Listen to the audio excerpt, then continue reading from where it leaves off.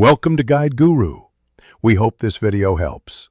You start by making sure itDLP is installed and FFmpeg is available.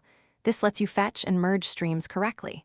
Once done, open a terminal and paste the video URL. Then run a basic command, itDLP video URL, to test connectivity and defaults.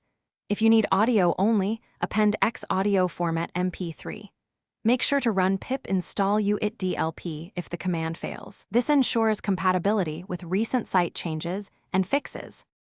Next, list formats using itDLPF so you know video and audio stream ID. That tells you why to choose certain streams. Then pick a format. FBV*+/B grabs best video plus audio or a single file if available. Once selected, run itDLPF format ID video URL and add %title s, %ext s to control file names. If working with playlists, use playlist start and playlist end to limit the range and save time and bandwidth.